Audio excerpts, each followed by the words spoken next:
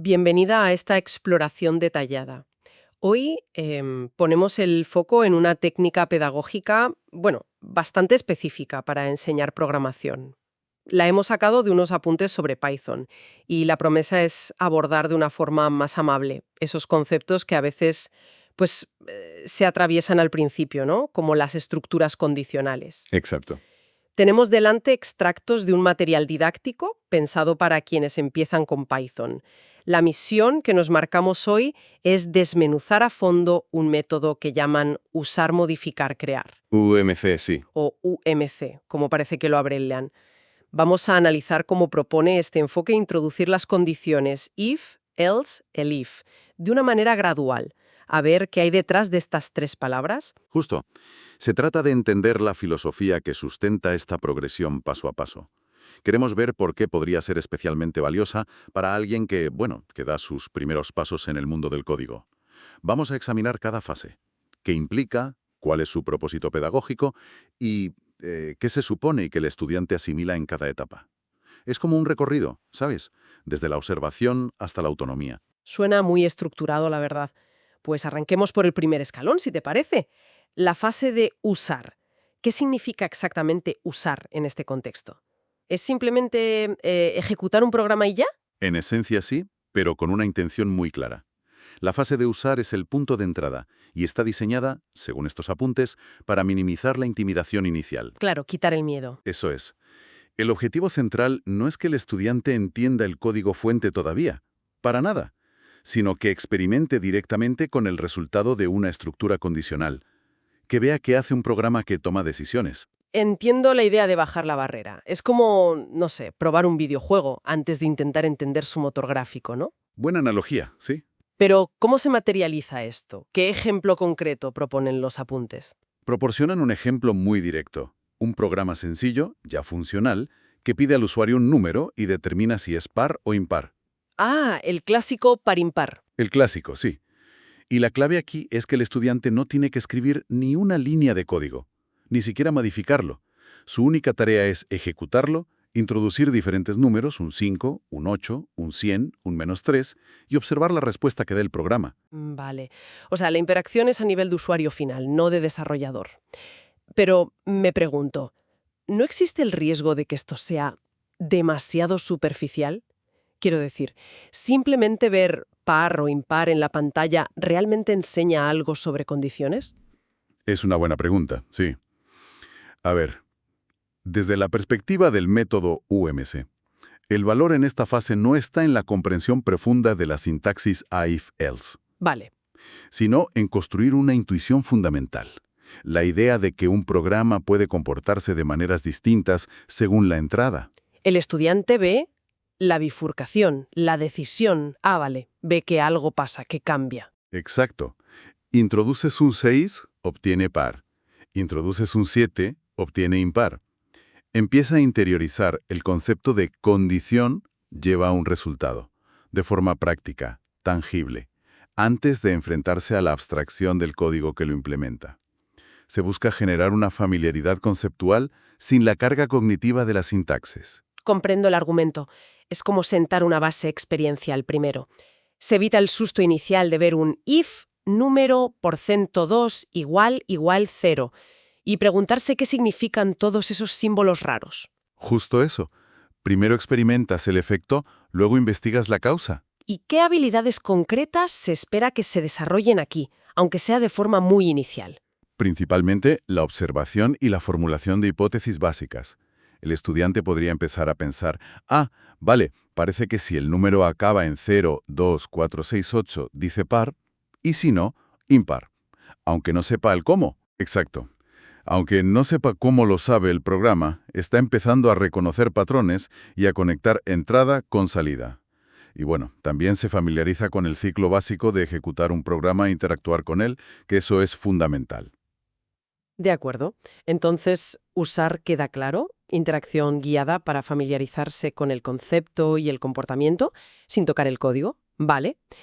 Y una vez superada esta toma de contacto, ¿cómo se da el siguiente paso hacia modificar? Pues la fase modificar eleva un poco la apuesta. Aquí es donde se invita al estudiante a interactuar ya directamente con el código fuente, Ajá, ahora sí. pero de una manera controlada y con un objetivo específico. La meta es empezar a desentrañar cómo funciona esa estructura condicional que antes solo observaban desde fuera. Se busca fomentar la comprensión a través de la experimentación activa. Pasamos de ser pasajeros a mirar bajo el capó con una linterna, digamos. ¿Implica esto que ahora sí tienen que entender la sintaxis if-else? ¿Y cómo se guía esta modificación para que no sea un salto al vacío? Exacto. Ahora toca empezar a leer y entender el código. Pero el andamiaje sigue siendo crucial, como dices. No se les pide crear algo de la nada. Claro. Se parte del mismo programa par-impar que ya conocen. La actividad propuesta, según los apuntes, es modificar ese código existente para añadir una nueva capa de lógica. ¿Qué tipo de lógica? Pues además de decir si es par o impar, el programa ahora también debe indicar si el número es positivo, negativo o cero. Interesante. Se mantiene el contexto familiar, el programa de par o impar, pero se introduce una complejidad adicional con 3 nuevas condiciones. Esto obliga a mirar el if-else original y pensar, ¿dónde encajo esto nuevo? ¿Necesito más ifs? ¿Quizá un elif? Precisamente. Tendrán que analizar la estructura if número por 102 igual a 0 y el else asociado. Y luego, claro, integrar las nuevas comprobaciones. If número mayor que 0, el if número menor que 0, else, porque debe ser 0. Esto les fuerza no solo a leer, sino a razonar sobre la lógica condicional. Importa el orden de las comprobaciones. ¿Qué pasa si anido un if dentro de otro? Empiezan a lidiar con la semántica de if, elif, else de forma práctica, metiendo mano. Aquí es donde la conexión entre la sintaxis y el comportamiento se vuelve explícita, ¿no? Ya no es una caja negra, están manipulando las palancas lógicas ellos mismos. Pero, ¿qué dificultades anticipa el método aquí? Modificar código ajeno, aunque sea sencillo, puede ser complicado para un novato.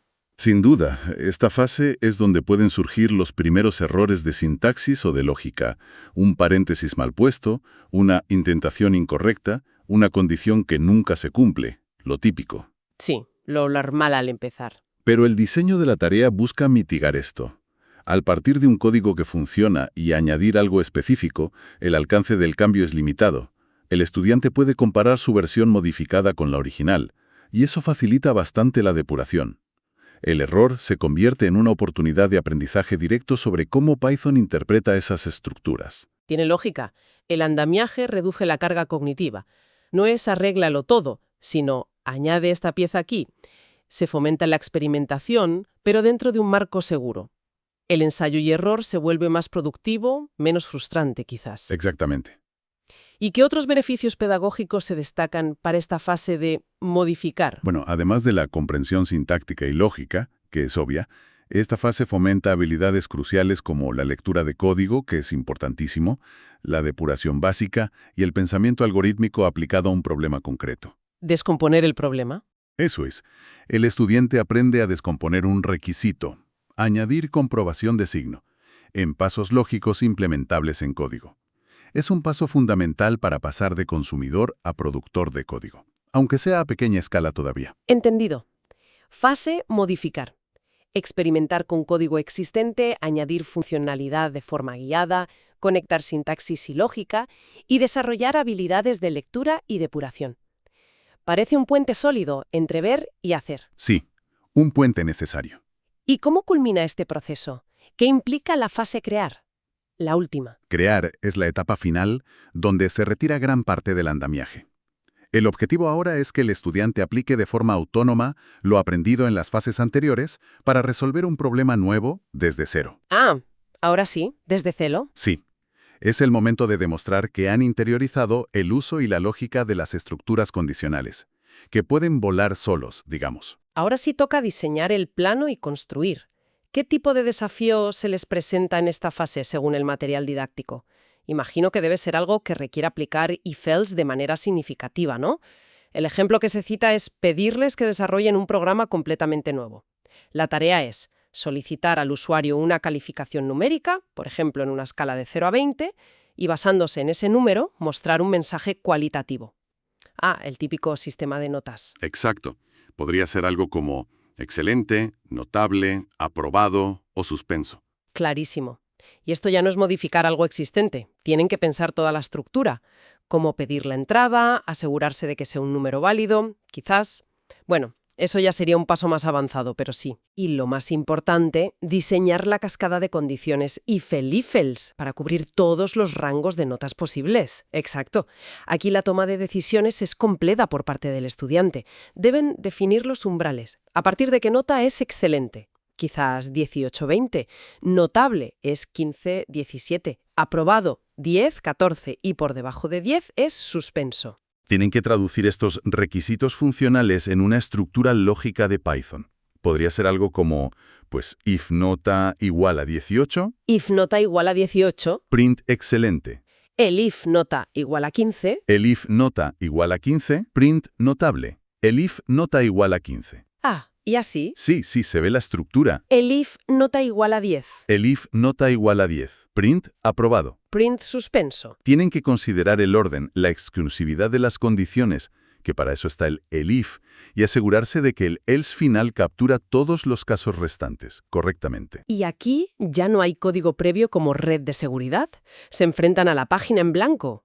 Supongo que la idea es que las fases, usar y modificar, les han dado la confianza y las herramientas mentales para afrontar este reto. Esa es la idea. Pero no podría ser un salto demasiado grande para algunos, pasar de modificar algo pequeño a crear todo de cero. Es posible que para algunos estudiantes el salto sea más desafiante, claro. Pero la filosofía UMC argumenta que la progresión gradual ha construido las bases necesarias. Han visto condiciones en acción, usar. Han manipulado su lógica interna, modificar. Ya tienen las piezas. Exacto. Y ahora se les pide que orquesten esas mismas estructuras para un propósito nuevo, crear.